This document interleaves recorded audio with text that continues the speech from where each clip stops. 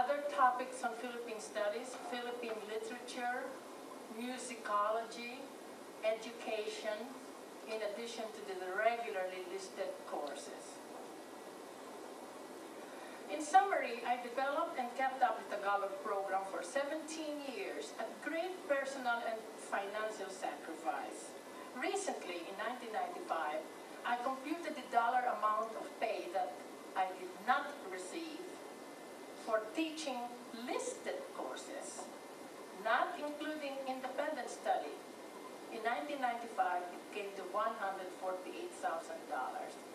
So now every time I get a letter from the college asking me for donations, I just tear it up and say,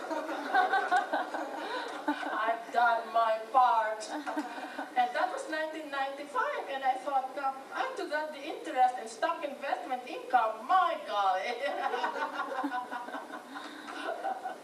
All right. Now, I'm proud to point out that your organization, FASA, was born in my classroom. I said, the umbilical cord is still there. And, before I go into some detail about that, there were also 2 linguistics PhDs written,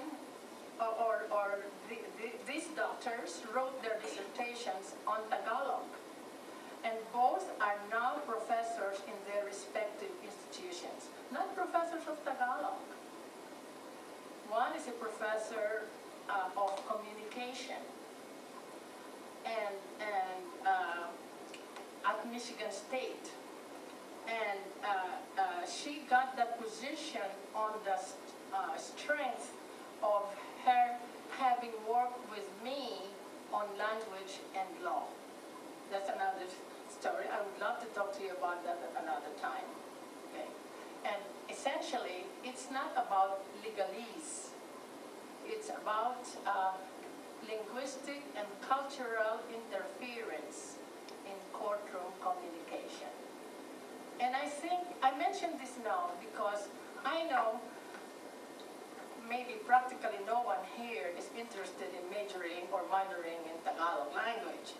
But I point it out because I want to point out, to bring up the fact that whatever discipline you pursue or whatever career you embark on, language study can add to a depth of perspective in your own area.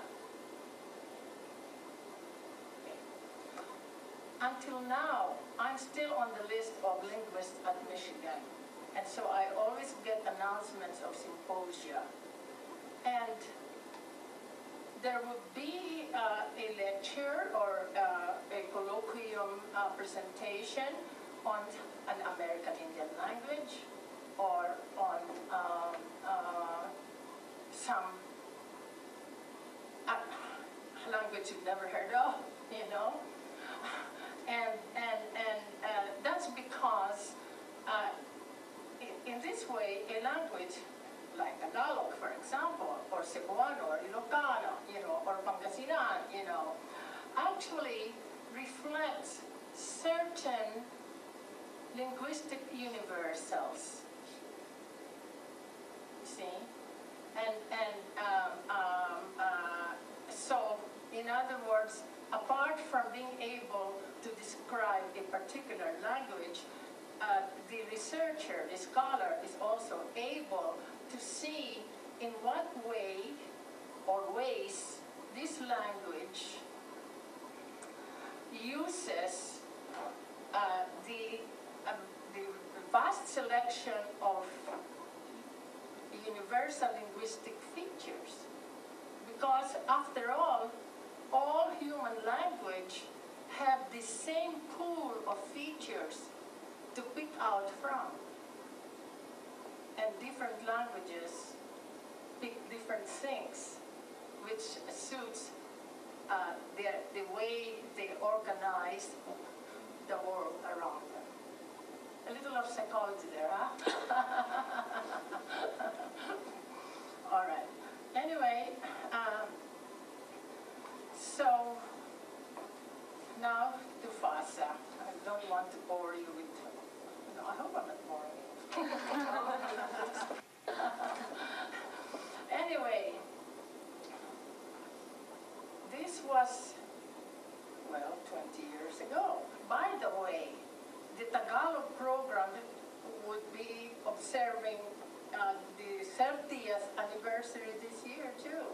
1977 to 2007, you see. So that would have been a marvelous coincidence, wouldn't it, that we could celebrate the two together, couldn't we? Yeah. But anyway, this was Percy is a native speaker of Tagalog. But you know, native speakers of English have to take English. And so on, you know. So he decided to take Tagalog, you know. But he already qualified for the advanced class, you know. And it was he who said to me, "Oh, Mom, you know, my group, you know, Filipino Americans, we really do not have the same interests as the members of the Philippine Michigan Club. You may be curious, I'll say a few words about the Philippine Michigan Club. That was founded in the 1920s by Philippine students from the Philippines who came here on mostly government scholarships to do advanced studies. Most of them went for the PhDs, actually. Okay, and so when I first came myself, you know, the Philippine Michigan Club was made up of students from the Philippines and who were presumed to be returning to the Philippines. So, okay. And so you can see then that the next generation of Filipino Americans who have only family connections with the Philippines, you know, and no longer were presumed to be returning, and, you know. Well, they're the next generation already. So he said to me that, he pointed out to me that the Philippine Michigan Club could not, because of that generation gap, if you will,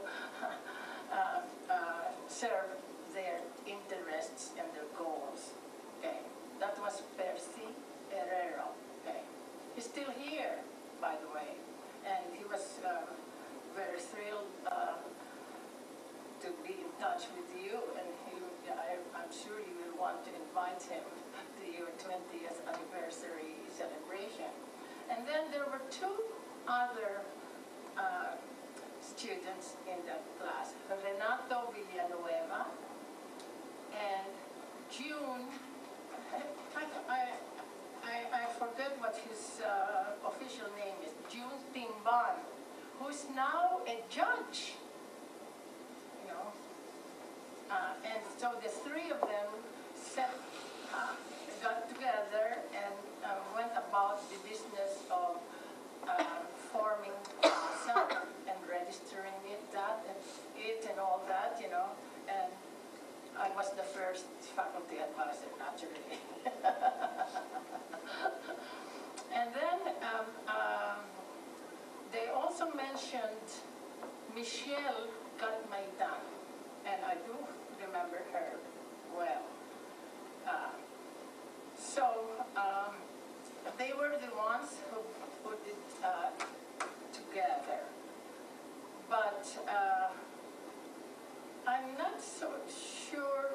I don't think they were able to put on many events. In some ways, they were still under the shadow of the Philippine Michigan Club until 1991. Yeah, and Ginang Weller was the last president. I was president in, oh, don't guess at my age. I was president in 1955, 56. Dr. Pino was president in the 80s. In the 80s, you know, yeah. Yeah. One good thing about that is I ended up with a picture with President Hatcher on one side and Mrs. Hatcher on another side.